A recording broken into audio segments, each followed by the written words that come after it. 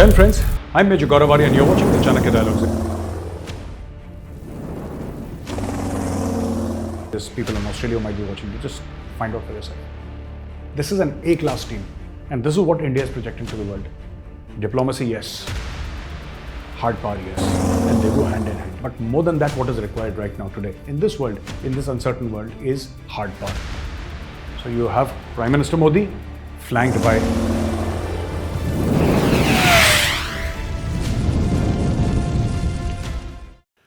Jai friends, I'm Major Gaurav Arya and you're watching the CHANAKYA Dialogues English. Please like this video, subscribe to our channel and don't forget to press the bell icon. Now, we are all aware, and I've covered this in the past videos also, that China said that we will not be sending our people to the G20 meeting which is happening in Srinagar, Kashmir. That much China has made amply clear, and India said, fine, if you don't want to come, that's okay. Now, China, I don't know why it has learned or picked up this trait from Pakistan, this very irritating habit of repeating one thing time and again, every single day. Now, China for the third time has said, we are not going to go to Kashmir. That's okay. That's absolutely fine. And we have covered this in the past. I don't know why China is saying it again and again. To impress whom? As you know, one of the people who is very, very close to me said once that, if you come, you're welcome. I mean, he was saying it not for me, but for a third person that, if you want to come, you're welcome. If you don't want to come, you're most welcome. And this is what I will say to China. If you want to come, you're welcome. If not, you're most welcome. So it doesn't matter to us whether China comes because it's G20. And there are so many countries who are going to be there, decision makers. And China, it's China's loss. It's not India's loss at all. It's absolutely China's loss. For a long time, Kashmir was painted as a place that was beset with terror and people were dying every single day. But I'll tell you the truth about Kashmir, because I go to Kashmir very often. And not just to meet army people, I meet the common people there. And I understand where Kashmiris come from. I understand what they're saying, what they're feeling. I understand their emotions. And I talk to them. And when I talk to them, I'm always conscious of the fact that I must give them their due respect. And then they give me due respect also.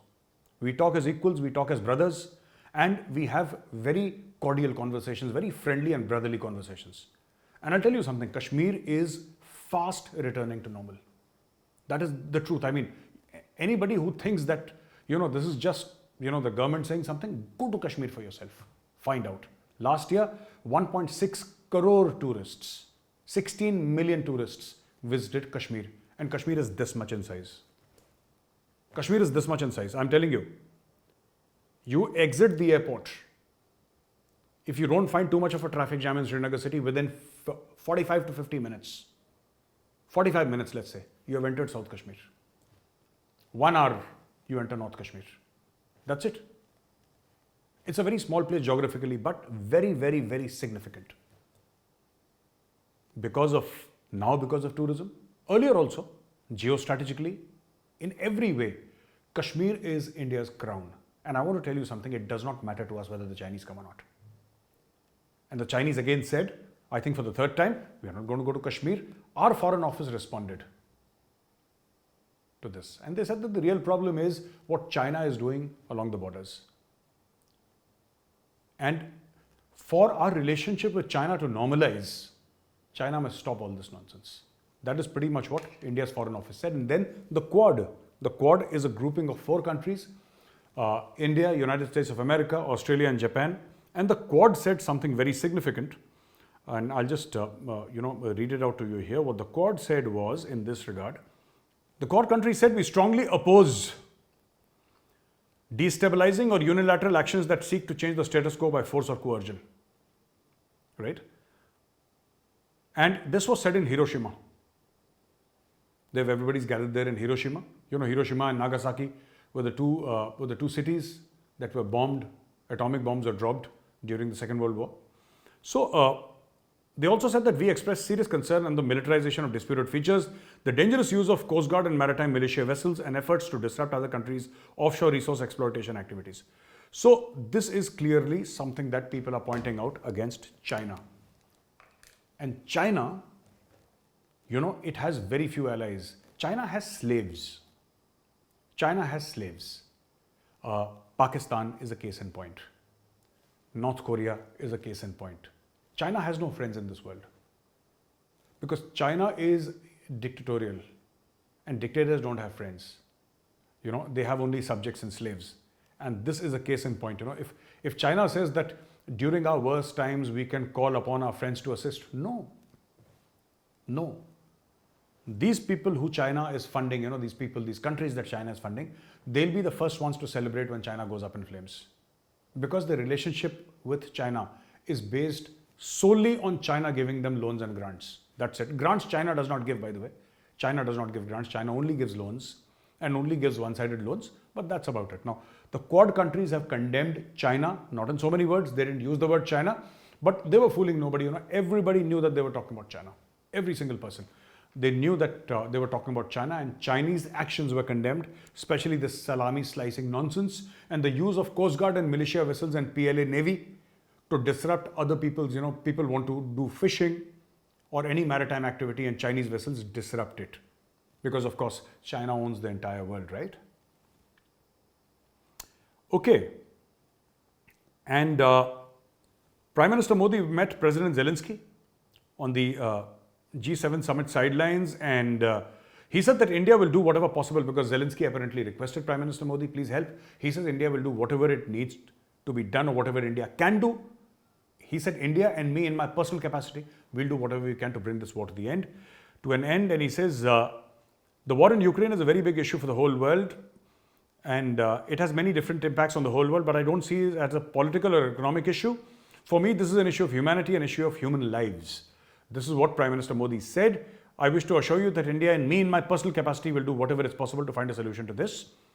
Also, one thing that I really love, that image of Prime Minister Modi flanked by Dr. S. Jaishankar on one side and National Security Advisor Mr. Ajit Doval on the other side. Now, this is a power-packed image. This is a power-packed picture, and it also tells the world that India, along with diplomacy, is not afraid to use military might. This entire picture is actually, it's also about optics, it's about positioning, it's also about branding.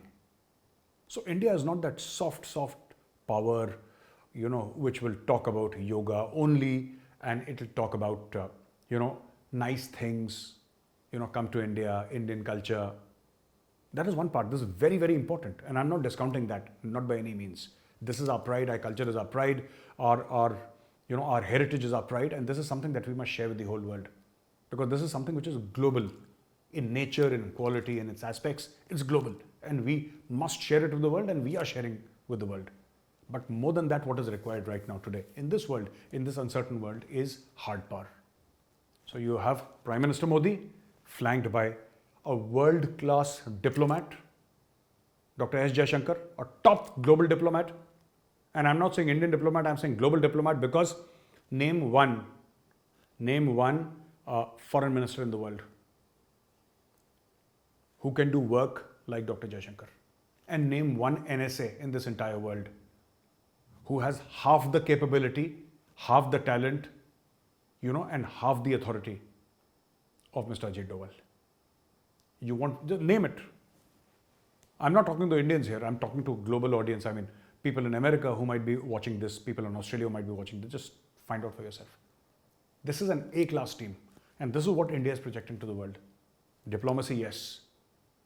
Hard power, yes. And they go hand in hand, as far as India is concerned. So this is something great, something fantastic that Prime Minister Modi has told Zelensky, and this war must come to an end, because too many people, many of them innocent, have died, and this must stop.